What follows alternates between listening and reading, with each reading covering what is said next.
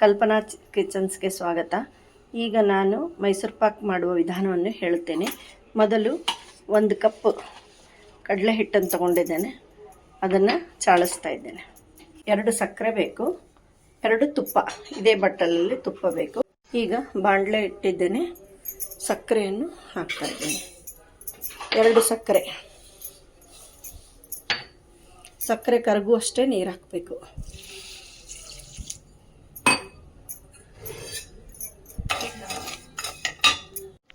ಈಗ ಸ್ವಲ್ಪನೇ ತುಪ್ಪ ಹಾಕುತ್ತಾ ಹೋಗಬೇಕು. ಈ ಕಡೆ ತುಪ್ಪ ಬಿಸಿ ಇಟ್ಕೊಂಡಿದ್ದೇನೆ.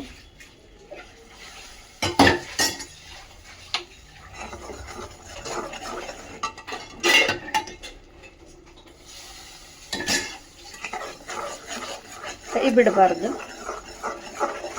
ಈಗ ಎಲ್ಲ ಅಷ್ಟು ತುಪ್ಪ ಹಾಕ್ತಾ ಇದ್ದೀನಿ.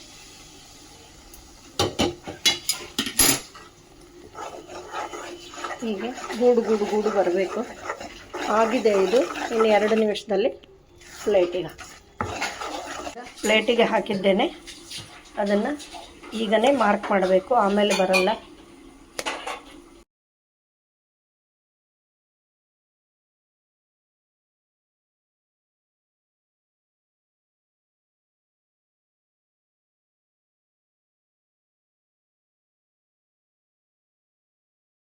ಟೇಸ್ಟಿಯಾದ ರುಚಿಕರವಾದ ಮೈಸೂರು ಪಾಕ್ ರೆಡಿಯಾಗಿದೆ.